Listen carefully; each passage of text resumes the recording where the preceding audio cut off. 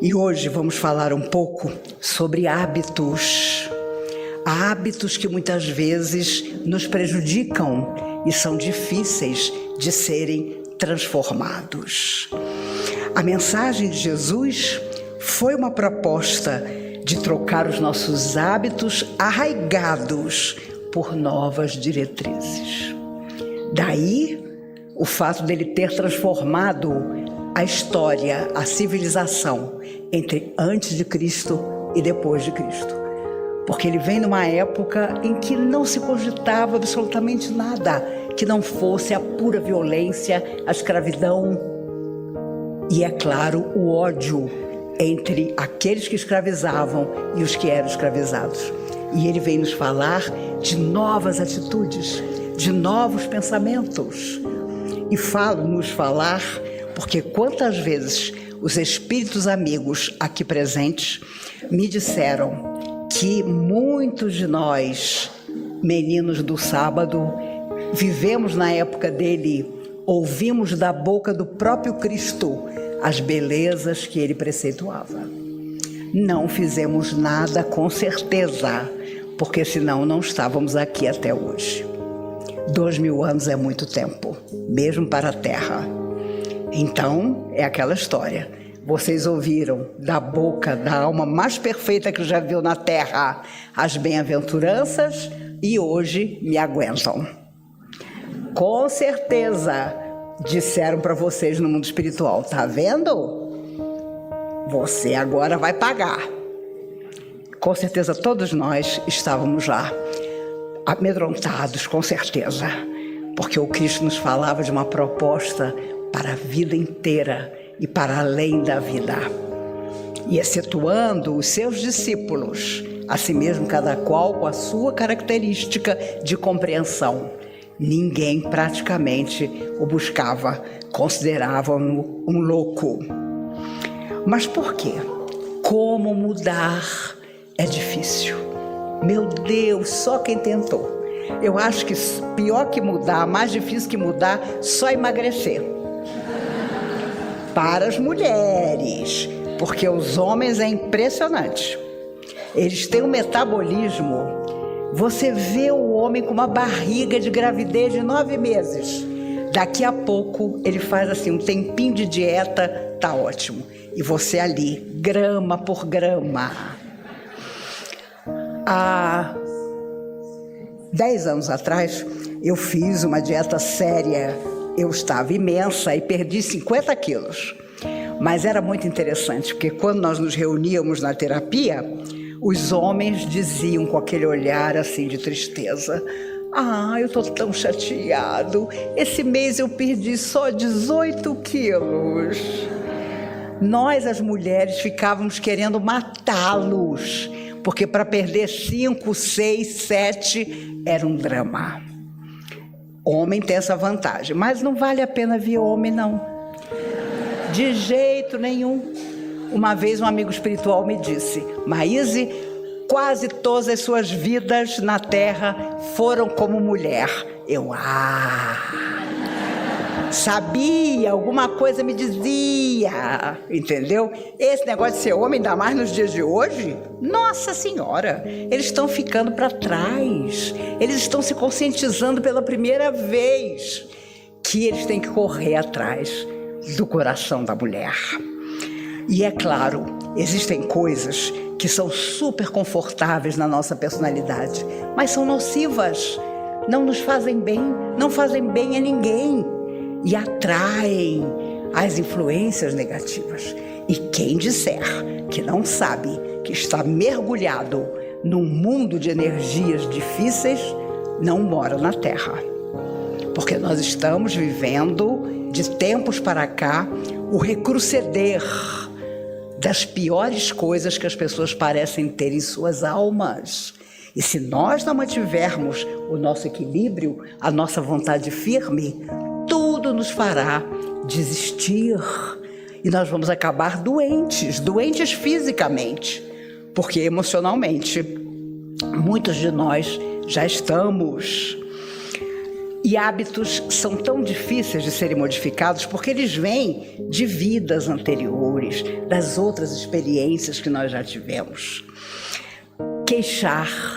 Como as pessoas gostam de se queixar, gente. Você vai dizer, ai, hoje eu não estou num dia bom. A pessoa, você não viu o meu. Você não tem ideia do que eu estou passando. E aí a pessoa relata detalhes. Você vai ficando perturbado. Porque é claro que aquela energia vem. Eu já recebi telefonema há anos atrás que o suor pingava no chão da minha sala e a pessoa pelo telefone não parava de contar tudo que ela estava atravessando. Imagine a troca de energia. Então, como isso me acontece há muitos anos e que tenho certeza que acontece com muitos de vocês também, eu com 11 anos no casebre, na porta da escola, as pessoas paravam para me contar problema e nem sabiam quem eu era. E depois diziam, nossa, como eu melhorei falando com você. E eu ficava assim. Porque mediunidade é isso, é troca.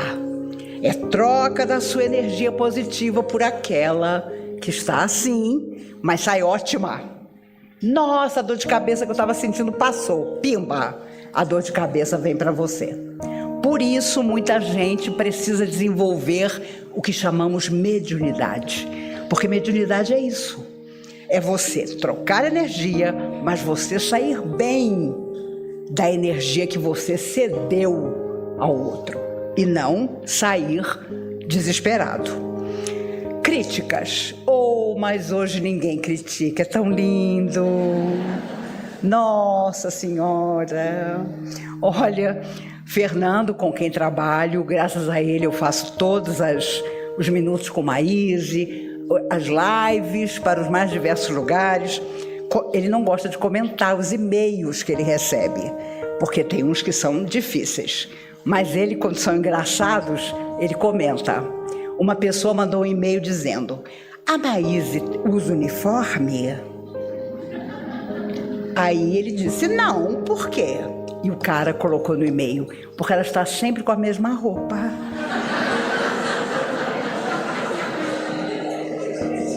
Gente, eu não sou gente. Na hora eu quis matar. Sabe quando vem aquele sentimento? Mas, não, vocês não sabem que vocês são anjinhos, eu não sou. Aí, o Fernando não teve dúvida. Lembrou a pessoa que eu gravo 3 meses de minuto com Maíse de uma vez. Então, eu não troco a roupa que eu estou. O máximo eu troco o colar, para fingir que eu engano. Mas o Fernando disse logo, se o senhor quiser contribuir, nós não ganhamos 1 centavo com o que nós fazemos, mas se o senhor quiser contribuir com o guarda-roupa novo dela, não tem problema. Um outro escutando o barulho dos passarinhos do Café com Maíse. Gravamos numa chácara de uma amiga. A gente não pode impedir os passarinhos de cantar. A pessoa escreveu, eu quero saber se esses passarinhos que eu ouço cantarem são aprisionados ou não.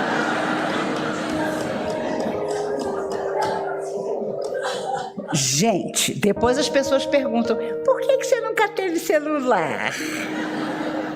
Por que você não tem rede social? É por isso. Mas para confortar o meu amigo Fernando, eu disse, Fernando, a gente faz um trabalho tão bacana que as pessoas só têm isso para comentar. Essa é que é a verdade. Essas abobrinhas, porque não tem outra coisa para falar. Então imagina Jesus, gente. Imagine um Chico Xavier. Se eles ficassem dando satisfação a cada pessoa, eles não fariam absolutamente nada. Nós estamos muito, muito longe deles. Mas as pessoas gostam de interferir dessa maneira.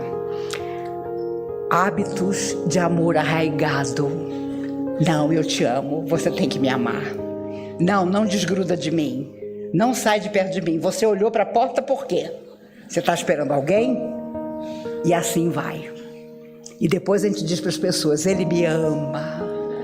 Ele me ama porque eu não dou tempo dele respirar. Então ele me ama. Amor arraigado também é um hábito muito ruim, porque nós queremos aprisionar a pessoa quando ela quer estar conosco, porque quer estar. Essa que é a verdade. Solidão, às vezes, é preferível, porque a pessoa simplesmente não quer estar conosco. E nós insistimos até que haja sofrimento para todo mundo. Não admitir erros. Há pessoas que não admitem que estão erradas. Nossa Senhora, sempre se justificam. E claro, justificar o errado. Tem gente que tem o hábito de justificar o erro. A pessoa está ali gritando que está desequilibrada e ela, não, mas ela está num momento difícil. Se nós não mostrarmos ao mundo o positivo do nosso coração, o mundo não vai mudar. Não adianta, não vai mudar. Eu sei que tudo começa portas adentro da nossa alma, mas quando sai de nós e nós temos uma vida digna e nobre, nós não podemos nos deixar influenciar pelo hábito do outro, de fazer considerações a nosso respeito, tentando muitas vezes diminuir as nossas atitudes. Não podemos. Eu sou espírita, então eu não posso me manifestar. Esse assunto eu não toco, porque eu sou espírita, então eu não me envolvo. É por isso que nós estamos na Terra, para nos envolver, para lutar pelo que é nobre, para que essa Terra evolua e nós vamos evoluir junto e de repente nem vamos precisar voltar à Terra. Confesso a vocês que às vezes assistindo televisão, eu fico pensando, será que Jesus não tinha outra opção de planeta? Mandou todo mundo para cá? Porque é incrível a quantidade de pessoas que não tem respeito nenhum, nem por si mesmo, e que continua vivendo e querendo impor os seus hábitos, como hábitos positivos, quando não são. Se Jesus tivesse discutido com cada pessoa que discordava dele, ele não teria feito um milagre, porque não ia dar tempo. Ele veio numa época dificílima, mas se colocou desde o início.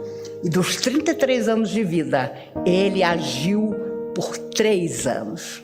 3 anos e mudou o mundo. E nós estamos fazendo o quê, meus amigos? Será que nós vamos voltar para o mundo espiritual um dia com as mesmas queixas, com as mesmas críticas, com as mesmas dificuldades? Não, de jeito nenhum. É preciso seguir. Vocês sabem, eu estive no Rio de Janeiro, cheguei há uma semana, fiquei lá 18 dias, fiz 14 palestras. Em pé, em todas elas, mas a generosidade do carioca é incrível. Todo lugar que eu chegava tinha uma cadeira me esperando. E aí eu dizia, não, eu não preciso de cadeira, vou falar em pé. A minha fisioterapeuta, com quem eu ainda não estive, que eu enrolei ela uma semana, vai ficar orgulhosa, porque eu fiz palestra em pé em todos os lugares. E olha, quando eu podia sentar, porque aí formava aquele monte de gente querendo tirar selfie, dar abraço, dar beijo, eu dizia, obrigada, Senhor, porque alguém inventou a cadeira. Você tem que ter esse carinho pelas pessoas que conseguiram fazer coisas que nos trazem conforto quando você vai ficando mais velho ou com alguma dificuldade. Mas a primeira pessoa, na primeira palestra, que veio falar comigo, me abraçou e disse, Maísa, eu vim perguntar se eu posso ser uma menina de sábado aqui no Rio de Janeiro. E eu falei, mas claro que pode. Ela então disse, eu fui ao mercado há meses atrás e quando eu voltei, o meu único filho de 14 anos tinha se pendurado no lustre da sala. E eu queria que você me dissesse se eu posso ser menina de sábado, porque desde então eu acompanho a comunhão e as suas palestras. Gente, eu queria desmaiar na frente daquela senhora. E nos abraçamos, essa coisa toda. Veio uma outra, num outro centro. Maís, eu posso ser menina de sábado? Claro, mas eu tenho 89 anos. Ela aparentava menos 30 anos. Eu falei, pode, e depois me conta o que você faz para estar parecendo mais jovem do que eu. E houve um momento, numa dessas palestras, gente, mulheres, homens também, foi chegando um cara lindo.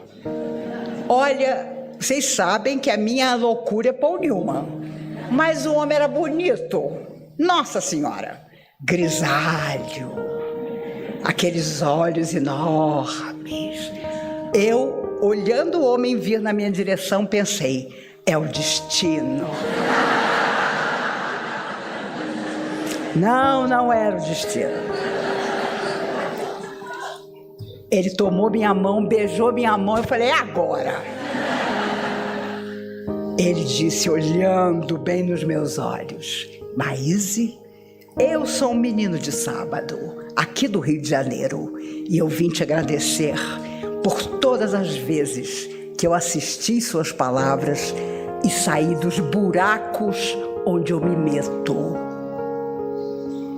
Eu olhei aquele homem lindo, segurei a mão dele e falei, ô meu filho. Eu lá perguntei que buraco que era. De jeito nenhum, mas vi o destino escapar. Tchau. Eu passaria a noite contando a vocês as coisas que eu escutei. O carioca é firme. Ele está passando momentos difíceis, porque a cidade está vivendo momentos muito difíceis, de muita violência, que atinge a todos. Mas, sem dúvida nenhuma, permanece a esperança. Todas as casas espíritas onde eu falei, lotadas, inclusive com gente sentada na janela, porque as cadeiras extras não comportavam as pessoas.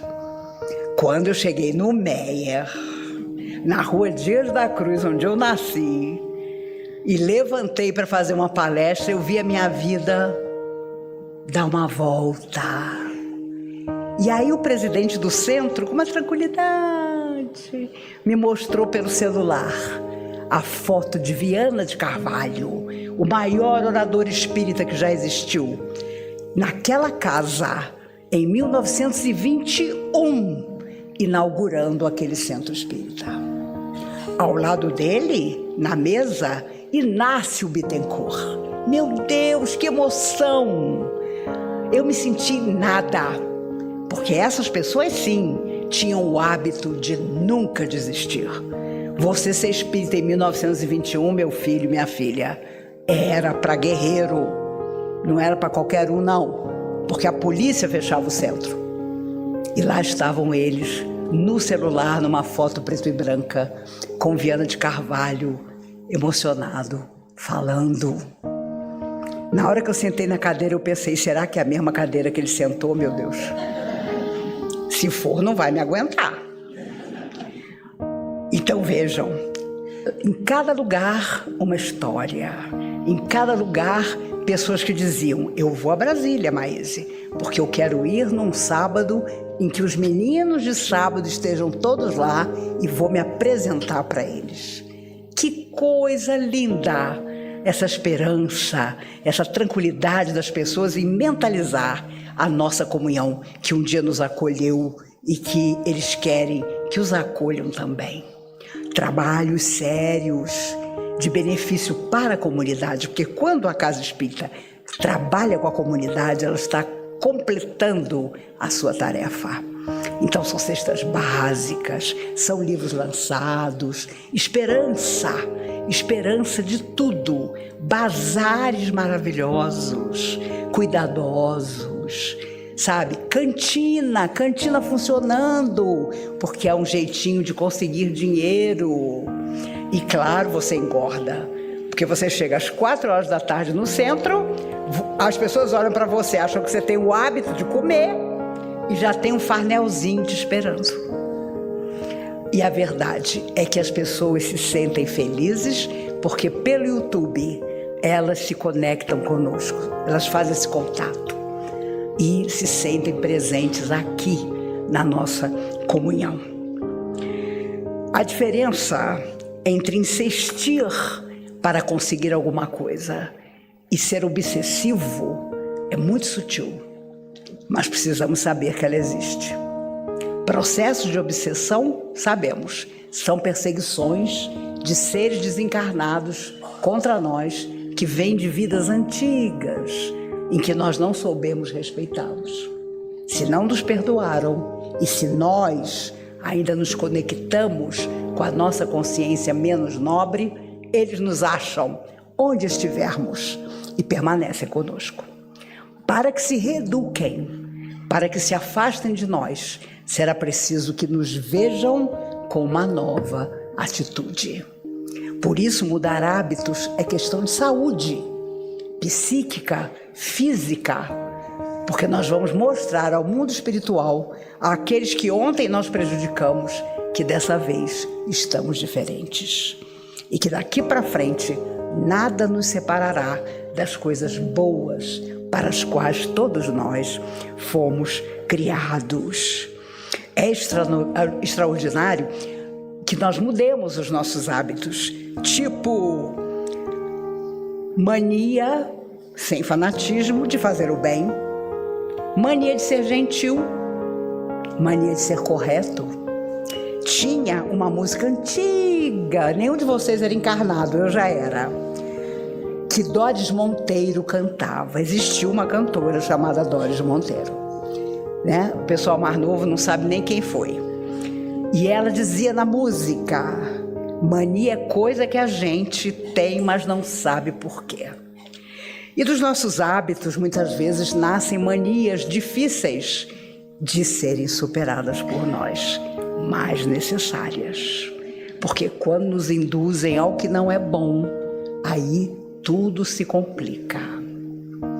Mania de querer bem, dizia a música, às vezes de falar mal. Mania de não dormir sem antes ler o jornal. Será que alguém lê jornal hoje, gente?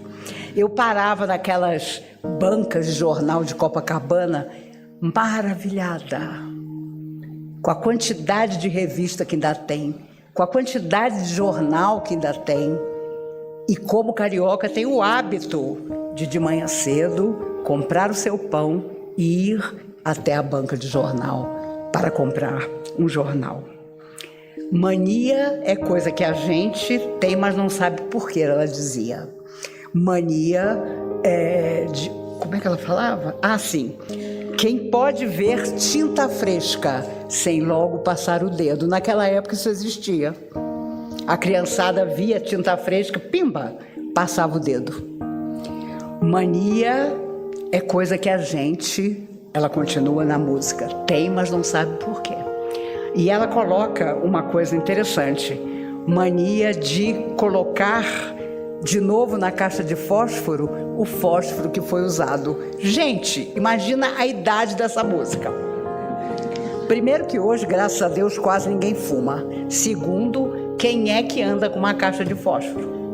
Quem é que ainda tem o hábito de riscar o fósforo e, ao invés de jogar fora, colocar o fósforo usado de novo na caixa? Nossa Senhora! Mas a música diz uma coisa muito certa no final, quando diz: mania é coisa que a gente tem, mas não sabe por quê. Entre as manias que eu tenho, uma é gostar de você. A música fez um sucesso, gente. Eu era pequena e me lembro tanto da Doris Monteiro cantando essa música. Hábitos, quando viram mania, são uma perturbação para a nossa vida, porque há coisas que não nos fazem bem e que nós precisamos transformar. Ontem começou o mês de novembro, que o Ministério da Saúde instituiu como sendo o mês em que os homens precisam se cuidar. Olha o que tem de homem com 30 anos tendo infarte, não está no gibi. Porque o homem simplesmente não faz check-up. O homem acha que não precisa fazer exames anuais, só a mulher precisa. Isso é bem coisa do patriarcado, né? Com todo respeito, mas é. Então, hoje começa o mês em que tudo vai ser focado para que o homem procure um especialista, procure ajuda, porque este corpo nós só vamos devolver quando terminar a tarefa. E o espírito vai voar, se Deus quiser. Mas enquanto o corpo existe, ele é a forma de manifestação da nossa alma eterna. E seja o problema que cause, nós precisamos dele. Vocês sabem que Jesus tinha tanta confiança em nós, acreditava tanto em nós, que se você for ler o evangelho dele, você verá. Brilhe vossa luz, eis que vos mando. Ele colocava no nosso coração a decisão de mudar. Eis que vos mando como cordeiros em meio a lobos.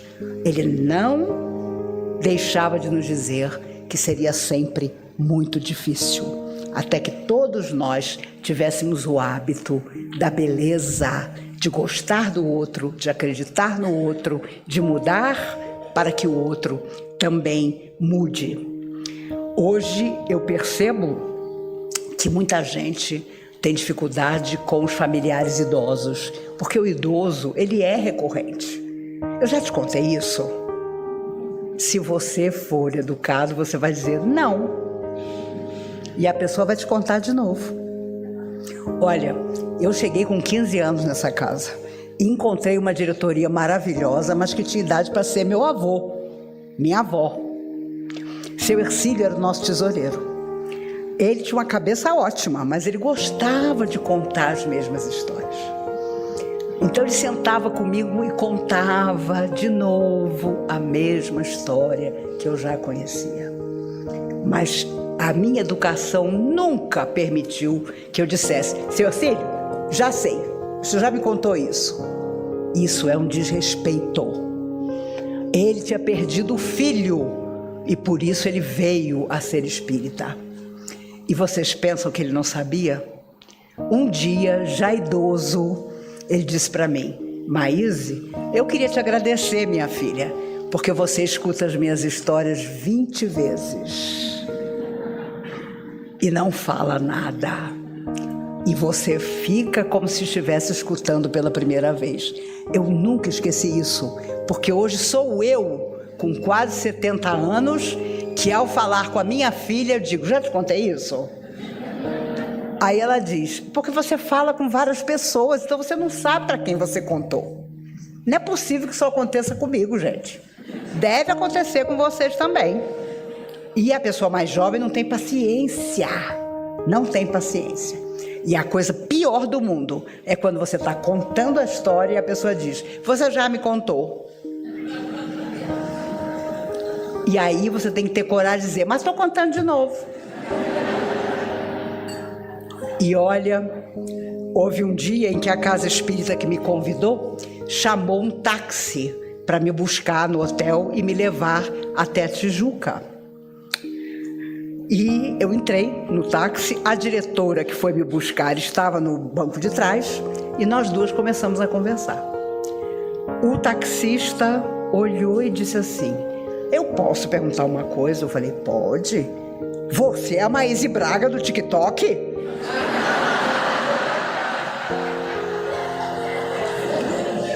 Eu falei: sou. Ele: meu Deus, eu não perco nada. Gente, ele foi até Tijuca contando as histórias do Chico Xavier, falando de vocês, contando tudo que eu falo nos nossos bate-papos. Eu fiquei encantada. Eu quase chamei o cara para fazer a palestra comigo. Ele tinha uma voz ótima, satisfeito, porque estava me levando para o centro era o dia da minha última palestra, de lá eu já ia para o aeroporto. Eu fiquei boba de ver o quanto o hábito que nós temos influencia o outro. Porque se eu transmitisse uma mensagem ruim, ele também repetiria a mensagem ruim. E de repente acharia natural alguma coisa que eu fizesse de negativo. Meus amigos, a vida nos traz de volta, ainda que leve muito tempo, tudo que nós damos a ela. Principalmente vocês que ainda estão no corpo jovem, pensem sobre isso, sabe? Homenageiem as pessoas que vieram antes de vocês. Respeitem os hábitos das pessoas idosas. Como é que você vai, 50 anos depois, dizer para a pessoa que ela não pode dormir de meia?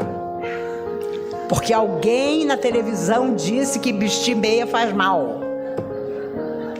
Ontem, eu toda satisfeita, porque hoje ia encontrar vocês, ligo a televisão e uma médica estava dizendo, nem sei de onde é a médica, agora 12/8 consideramos pressão alta. Eu falei, gente, eu morri. Eu morri, eles estão me mantendo no corpo a troco de nada. Quem é que hoje tem pressão 12/8, gente? Me explica. Nem a garotada. A garotada está aí com 30 anos chegando no hospital infartada. Eu sei porque meus amigos médicos contam isso. Chega lá desesperado. Por quê? Porque hoje aos 30 anos, a sociedade diz que você tem que ter um carro bom. Você tem que ter um apartamento ótimo. Você tem que ser feliz, querendo ou não. Você não pode ficar triste, melancólico, chateado. Não, você tem que estar sempre maravilhoso. Isso é uma cobrança desta sociedade que está nos levando à exaustão. E se quem vier depois de nós não disser para, isso não vai parar. Porque o capitalismo vive disso, gente. Antes que vocês falem, não tenho partido político nenhum, nunca fui amiga de ninguém, não tenho favorito nenhum. Mas a verdade é que o capitalismo traz essa sensação de que você está sempre devendo para a sociedade alguma coisa. E lá vai você. Atrás você não sabe nem de quê. E assim você amargura a sua vida e a sua saúde também. Vamos falar aos nossos filhos, aos nossos netos, que tranquilidade, paciência, gentileza, educação são maravilhas que nós temos que cultivar. Essa coisa de o garoto de 4 anos dar chilique porque foi contrariado e a mãe achar bonito, não, de jeito nenhum. Eu nunca levei uma palmada dos meus pais, nem eu nem minhas irmãs, porque nós sabíamos a quem obedecer. Porque não tinha essa na minha época, eu sou de 1957.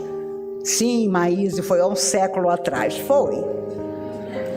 Mas pai e mãe eram pai e mãe. Você obedecia. Porque você estava ali como filho, como filha, obedecendo, aprendendo. Porque ninguém vem filho da gente porque é superior a gente, não. Raros casos existem. O que existe é o capiroto, mistura de capeta com garoto, que vai numa loja de brinquedos, se joga no chão, te chama de feia, porque você não quer dar o que ele quer, e você ali, filhinho, não faz isso. Já contei para vocês que um dia num shopping, o menino xingou a mãe de tudo. Eu, sentada sozinha, tomando um café. Esta mãe pegou esse menino, foi para trás de uma pilastra, olhou para mim e antes que ela falasse qualquer coisa, eu disse, fique tranquila. Eu morro, mas não conto da palmada que ele vai levar. Ô menino terrível, ô menino sem educação, gente. E quando você não ensina, a vida vem e ensina. O cara adolescente se acha o rei. Depois, ó, a vida vem. Hoje, pela televisão, você vê o garoto mora em Manaus, é um grupo de amigos, todo mundo com uma vida boa, não tem nada para fazer, então eles vão barbarizar. O que é isso? Que sociedade é essa que permite uma coisa assim? Onde estão os pais e as mães desses garotos? Aí acontecem as tragédias e aparece na televisão. Por quê? Porque não houve quem dissesse: fica aqui, que aqui é o seu lugar. No dia que você tiver a sua vida, faça o que quiser. Mas enquanto estiver aqui... Gente, frases favoritas da minha infância. Enquanto você morar embaixo do meu teto, engole o choro. Tudo isso a gente escutava e a gente não se sentia menos querido, menos amado, sabe? Hoje em dia é trauma. Não, eu pago terapia para fulano. Eu tenho uma amiga, teve 4 filhos, e ela descia a ripa, e ela dizia: já tem uma poupança para cada um, quando eles precisarem, terapia. Mas enquanto estiverem morando comigo, as regras são claras. Hoje em dia as regras não são claras. A pessoa tem o hábito de dizer: um dia ele conserta. Não conserta não, porque eles vêm do espaço para progredir nos nossos braços, e um dia nós vamos prestar conta. O que foi feito daquele espírito que te procurou como filho, como filha? Nós vamos ter que explicar o que aconteceu. Então, o hábito de conversar, de dizer: está com algum problema? Quem são seus amigos? Por que você parece triste? Como você está no colégio?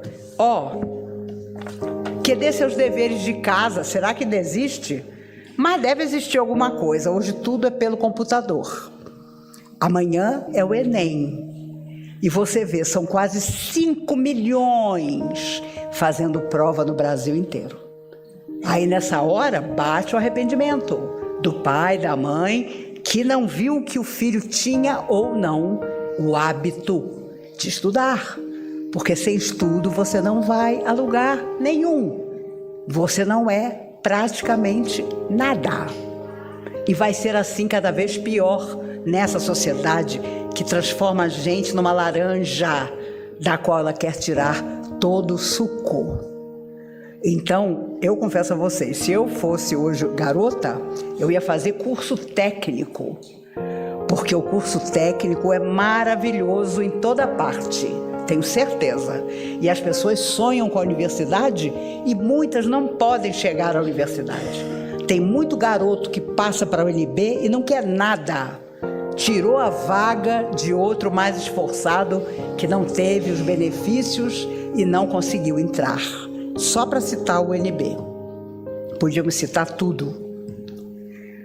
Ontem, assistindo um documentário, os psicólogos franceses contando que os professores das universidades francesas, todos, 100%, são viciados em anfetamina para aguentar a sala de aula, para aguentar as ofensas, e todo mundo francês, chiquérrimos, comendo mil folhas na Fachon, mas todos eles tomam remédio para aguentar o tranco. Cadê o pai, cadê a mãe?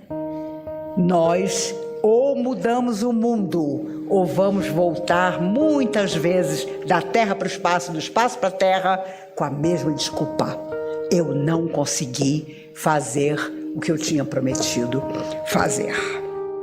Por isso, meus amigos, vamos ter paciência com os nossos idosos. Não vamos colocar um saco de pipoca na frente deles dizendo: fica quieto, vou ligar a televisão para você. Nossa, meu avô é ótimo, ele passa o dia inteiro calado, comendo pipoca e assistindo televisão. Quanta riqueza aquela pessoa terá para dividir conosco. Mas o hábito de considerar que ela já envelheceu muito não sai de nós. E isso nós temos que corrigir. Há pessoas que têm o hábito de achar que são tão famosas que ninguém pode fazer nada com elas. Freddie Mercury, genial, maravilhoso, morreu em 91, vítima da recorrência da AIDS. Ele veio em 85 ao Rock in Rio. Não só ele quebrou o camarim inteiro, porque eu acho que ele pensou que esperavam isso dele, como para passar pelo corredor e chegar ao palco, ele exigiu que todos os artistas brasileiros que estavam nos outros camarins fechassem a porta para ele poder passar sem ver nenhum deles. Obedeceram. Ele era o Freddie Mercury. Quando acabou tudo, um dos organizadores disse: mas Fred, por que você fez essa exigência? Isso não é um absurdo? E ele, acostumado ao orgulho, disse: não, eu não sei quem eles são. Eles todos sabem quem eu sou. Era isso.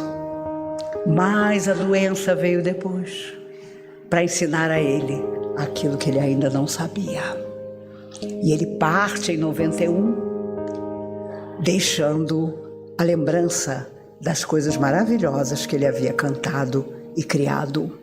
Mas é óbvio que faltou o hábito da gentileza, do respeito por aqueles que não eram Freddie Mercury. O grupo de jornalistas conseguiu descobrir onde o grande Rudolf Nureyev estava hospedado em Paris. O cercaram de madrugada. Ele, entre os jornalistas e a porta de entrada do hotel, não viu saída a não ser dizer algumas palavras.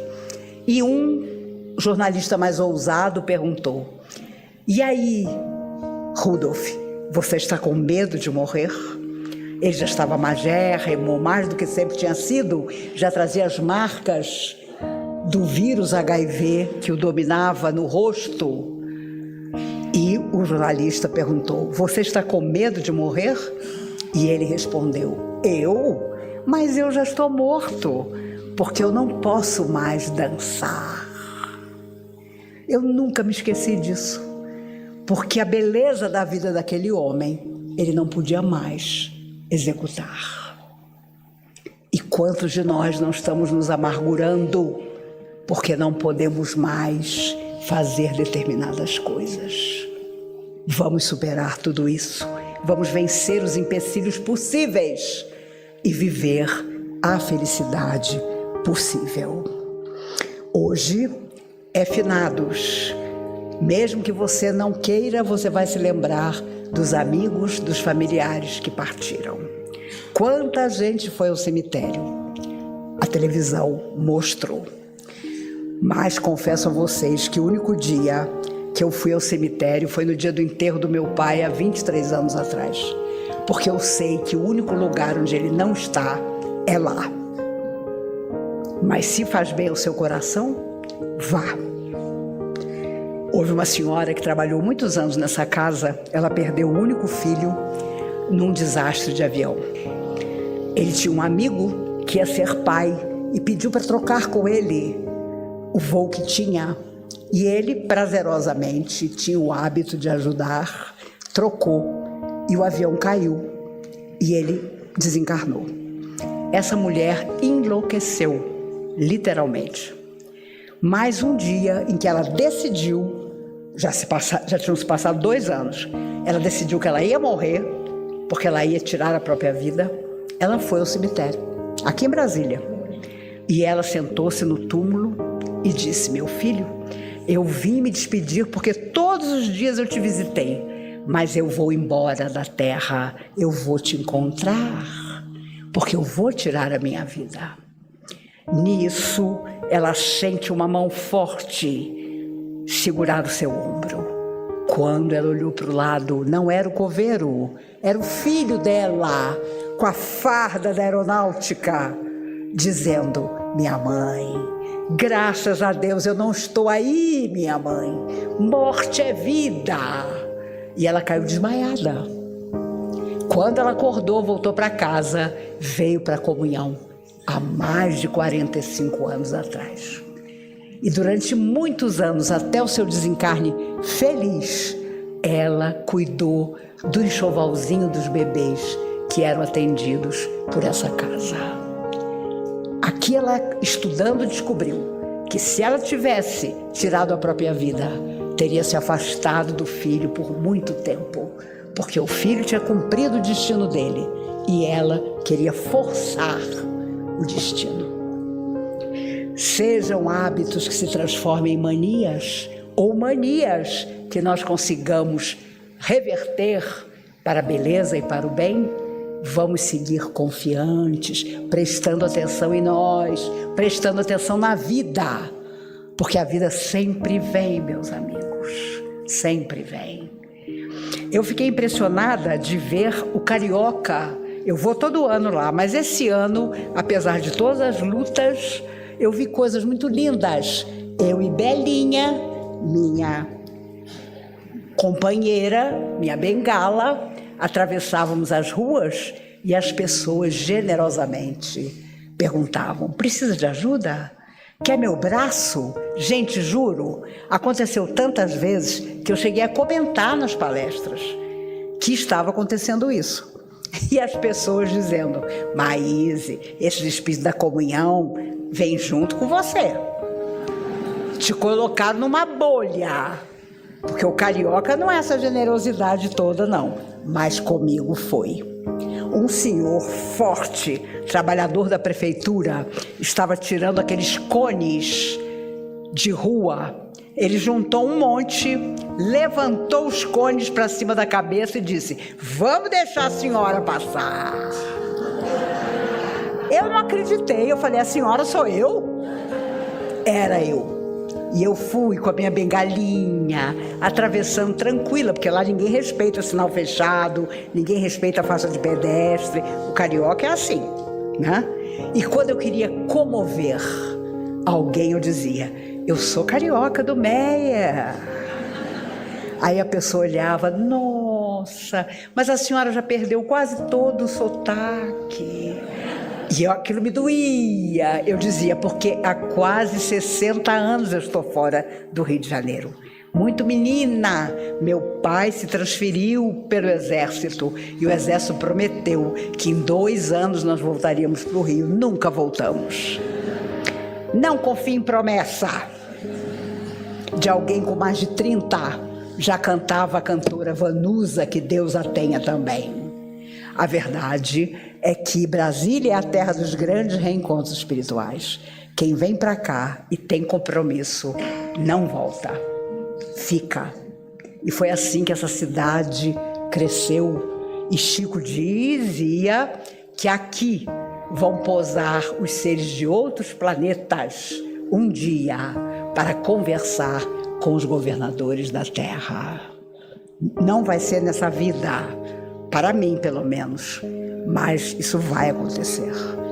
E o Chico chorava, emocionado, prevendo essa beleza em que seres que nos acompanham à distância dos seus mundos desde a Idade da Pedra vão entrar em contato com os governantes do nosso planeta para juntos sermos apenas a humanidade. Que nós possamos, meus amigos, transformar todo o hábito menos nobre em algo positivo. Que nós possamos refrear os nossos sentimentos que não são bons e dizer à pessoa que magoamos: me perdoe, você me encontrou num dia em que eu não estava bem. Tenhamos essa tranquilidade, essa humildade. Pedro preso, tomando sua última refeição, algumas tâmaras que um soldado lhe havia levado. O soldado querendo saber quem era aquele Jesus. E Pedro então começa a falar do Cristo. E o soldado, malgrado sua própria vontade, percebeu que ele queria tanto acreditar que aquele Jesus trazia uma mensagem para todo sempre. Até encarcerado, há 3 dias da sua morte, crucificado de cabeça para baixo, Pedro ali estava a dizer: eu não fui digno de Jesus, eu neguei 3 vezes, mas ele me perdoou.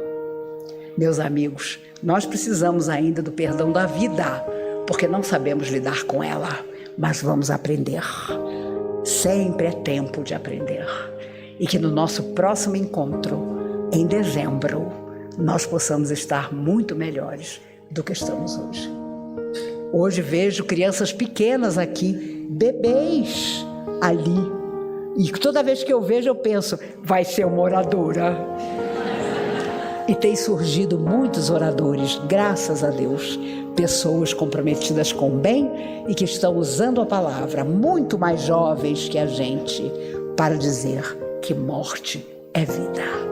Vivamos como quem sabe disso, que morte é vida.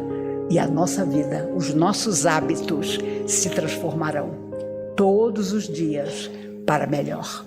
Tenho certeza absoluta que conseguiremos. E não tenhamos dúvida, essa é provavelmente para todos nós a primeira existência em que, com muita luta, nós estamos superando o que há de menos nobre no nosso coração para viver o nosso destino com toda beleza. Eu sei que Cristina deve ter alguns pedidos, não é, Cristina? Por isso, nos vejamos no próximo dezembro, no primeiro sábado. Janeiro, vocês sabem, eu paro, porque de vez em quando você tem que parar, então janeiro é o mês que eu paro, mas final de janeiro retomo as viagens. Já avisei para todo mundo, pode me chamar para ir para Júpiter, mas eu tenho que voltar sempre no primeiro sábado. Me põe num avião, num foguete que eu volto. Meus amigos, se eu não estiver aqui em fevereiro, é porque uma mãozinha verde apareceu na janela da minha casa, me propondo voar. Eu peguei a mãozinha e fui. Dizem que o avião que desapareceu da Malásia foi cooptado por seres de outro planeta. 12 pessoas que estavam no avião não quiseram seguir com eles. E eles avisaram, o avião vai cair, o avião vai desaparecer. Não tem problema, não queremos ir com vocês. E o resto quis. Se fôssemos nós, os meninos de sábado, todos num avião, aparecesse um ser de outro planeta propondo essa viagem intergaláctica, quantos de nós aceitaria? Eu garanto a vocês que no mar eu não ia cair. E detalhe, não caiu no mar, está na cara que se isso é verdade, os seres, fizeram o avião desaparecer de verdade. São coisas que aparecem na internet que eu não tenho, mas as pessoas gostam de me contar, achando que eu vou ter medo. Gente, medo? De jeito nenhum. Medo a gente tem daquilo que a gente não consegue dominar. Vamos pegar a nossa vida nas mãos, dominar o nosso destino, ser mais do que espírita, ser verdadeiros cristãos em todos os dias da nossa vida. Não nos esqueçamos disso. Jesus nos chamou para brilhar. Brilhemos e vamos estar cumprindo o sonho dele para todos nós.